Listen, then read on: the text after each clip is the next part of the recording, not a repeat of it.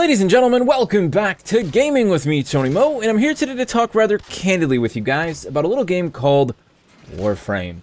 I've been trying to get back into Warframe for the past 3 months now, on and off, reinstalling the game on Steam, jumping back into my ancient Warframe character, and seeing how far I could get, seeing if I could get past that initial barrier for entry, and reach a point where I felt I could confidently say that I enjoyed Warframe, or that I didn't enjoy Warframe, if I could really decide how I felt about the game. Because I've had nothing but mixed feelings about it ever since I first started playing it, way back in its earliest iteration. I was part of the earliest beta and alpha tests. I played the game when there were only like 3 or 4 frames to choose from, and I've been using Volt pretty much ever since then. It's always a project that I've been genuinely excited about, though. The idea that Digital Extremes was able to go back, look at the original concept for Dark Sector, and then make something that much more closely resembled that with Warframe, rather than what they ended up actually releasing with Dark Sector, the third-person shooter featuring Hayden Tenno, which did indeed touch on the Tenno, and even the idea of Warframes. And it was a game that I personally really enjoyed. It was very violent, very sci-fi towards the end of its story, and it was loaded with really cool stuff. The idea of a glaive and, you know, sort of these crazy organic oversuit, exosuit type things. I was always really into it. And I always hoped at the same time that Digital Extremes would have a chance to go back and resurrect that original concept for Dark Sector, the more sci-fi, Splinter Cell-esque experience that was teased in those early trailers. Well, Warframe isn't some expansive single-player Splinter Cell only stealth-driven experience. It has become quite a lot of things in the last 3+ years now. Digital Extremes has taken Warframe from this tiny instance-based loot fest to something much more expansive, with multiple planets, multiple ways to actually engage in combat, more than 24 Warframes, including Prime versions. They've really made the game something quite special, and it obviously shows because there's an audience that loves the game to death, and on any given day, especially on the weekends, you can see anywhere from 20,000 to 60,000 concurrent players on Steam alone. That's not including people playing the game through the standard browser outside of Steam. That's a really impressive set of numbers. The thing that impresses me even more as I've tried to find my way into Warframe is the fact that the game really does embrace a lot of old school ideology. Old school ideology that hasn't really worked well for a lot of the other loot-based experiences on the AAA market today. I mean, you look at the original Destiny, you look at early days Diablo, you look at early days Division. These were games that were blasted by players for many reasons, but I think for the biggest one, not giving players enough loot, not rewarding them consistently, not giving them that sort of almost instant gratification. Warframe bases its entire core gameplay loop on the idea of giving the player nothing without forcing them to put in some serious time and effort, whether that be gathering crafting supplies, waiting for a blueprint to drop, or simply waiting out the timer for the item they finally were able to craft to be finished producing inside of the foundry, or, you know, a Kubro egg hatching after 24 hours, or a new Warframe becoming available after 72 hours, after you've already grinded for 10 hours for all of the required components, more than that in most cases. It's a game that really says, forget what the mainstream is thinking, let's do our own thing. And again, along the way, it embraces a lot of old school ideology, and that's the big thing that I think finally made the game click with me. When I finally realized the type of experience that Warframe wanted to deliver to me, and I was able to accept that, really over this last week, I found myself taking my time with the game, savoring it, and enjoying it far more than I ever had before. When you jump into a loot-based shooter, a loot-based experience of any kind, I think the immediate human tendency is to search for loot, right? You just want loot to be thrown at you left and right. And when you get loot, again, it's that constant instant gratification. I mean, there's no denying that Destiny the Taken King, far more enjoyable experience than the regular game because loot was given to us more often. There's no denying that when I boot up the Division today, and I can play for just 15 minutes and get a rare loot drop daily from an HVT out in the game's open world, not to mention leveling up proficiencies, which gives me more loot drops, that it's satisfying. There's simply no denying that. But I think there are many of us who also enjoy the longer traveled road, the more hard-fought journey to obtaining that loot, to obtaining that gear. And when you embrace that and realize that that is the direction that Warframe goes, each piece of loot, each component that you craft, every Kubro egg that you hatch for me at least, has a little bit more value. And that's where I finally have started to really enjoy Warframe. I'm still early days, but I finally pushed through Mastery Rank 3, something that I've been just hanging on the edge of for how long. I finally started a new storyline. I got a new crew bro after my old crew bro died, port to pole, and we got to pole 2.0 now. And I finally crafted my first proper set of dropped blueprints, which is really satisfying. I got the Gorgon rifle, and I also got the pistol that you can get from what's that guy? Vol, one of the first bosses.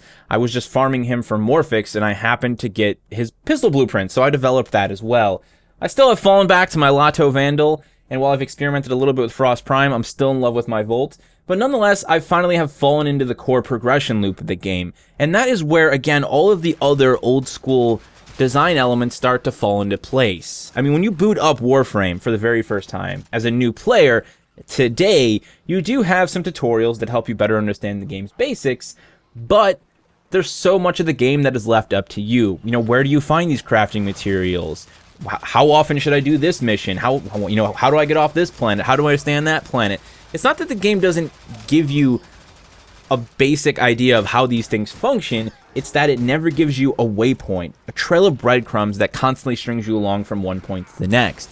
You do have the storylines, but getting from one storyline to the next is also just a matter of being the right rank and then pretty much going where you want to go and letting the missions fall into place and then going back and farming planets. And again, there's so much personal research that has to be done in order to figure out how you craft this or how you craft that. That's something that games back in the day just did. There was no, constant trail of breadcrumbs on most games. When you played Metroid, you played Castlevania, the only real way that you ever figured something out was either A, you did it yourself, B, maybe you got a magazine that had a strategy guide in it or some cheat codes, or C, and this is the thing that I really love about Warframe and a lot of games that have been coming out over the last 5+ years now, games like the Souls franchise, you ask somebody else who is playing the game. That sense of community and an experience that is, for the most part, completely player versus AI driven, sometimes solo, sometimes cooperative, where you just ask other people in the community. And Warframe is loaded with people who are more than willing to help you get off on the right foot, helping to help you really sink your teeth into the Warframe experience.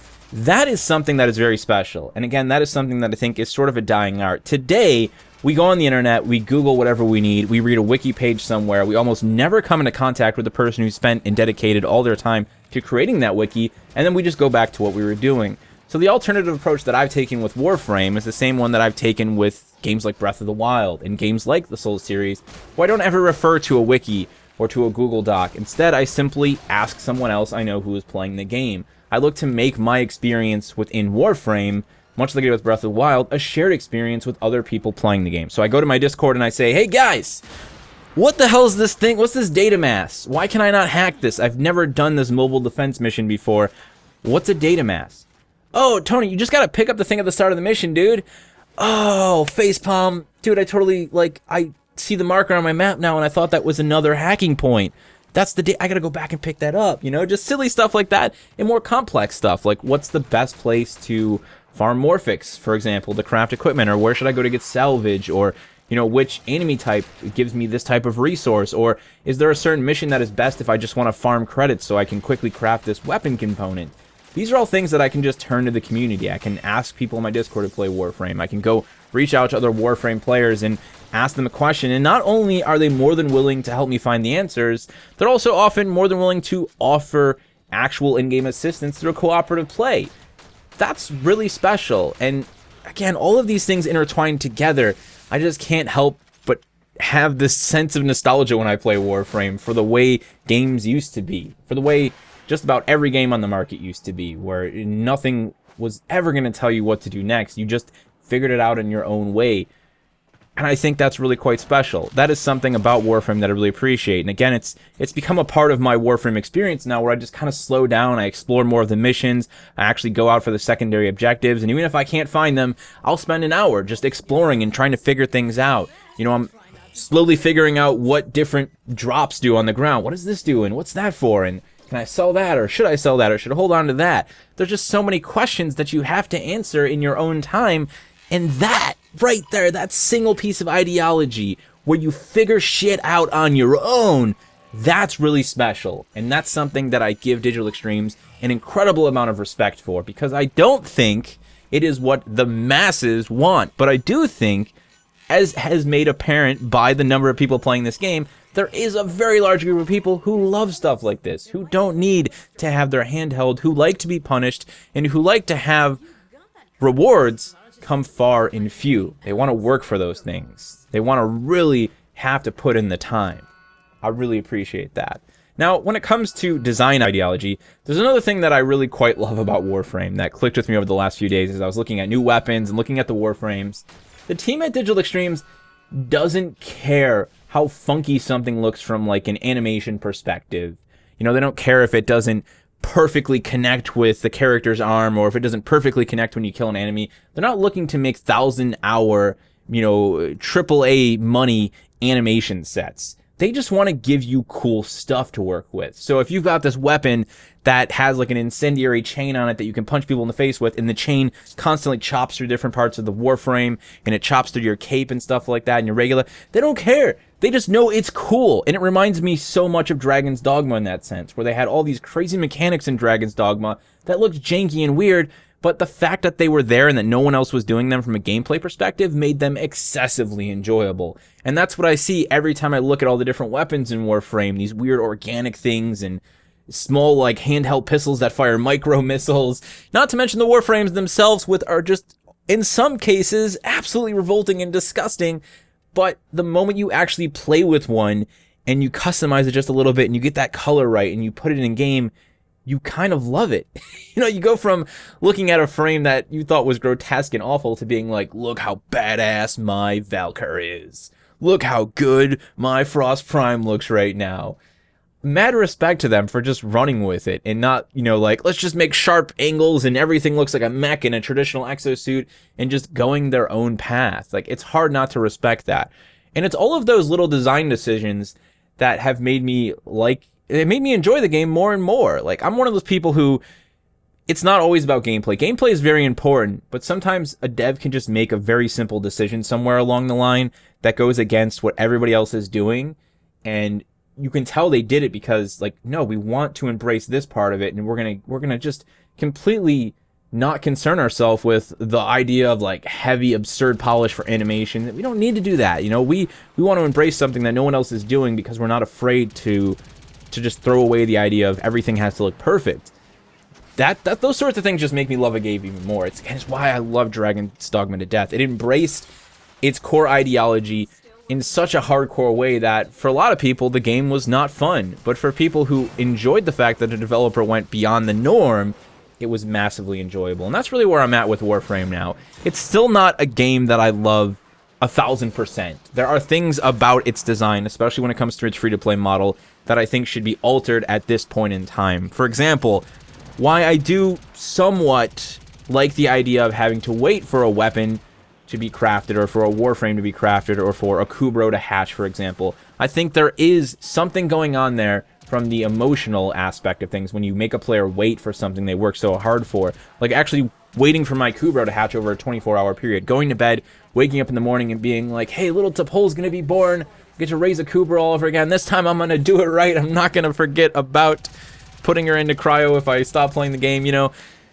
That's kind of special. But having that button there that allows you to pay with premium currency to speed up or to instantly craft something, I think demeans that side of it. And I know that that's probably not their intention in the first place. They're not looking to make somebody feel emotionally connected to something they crafted.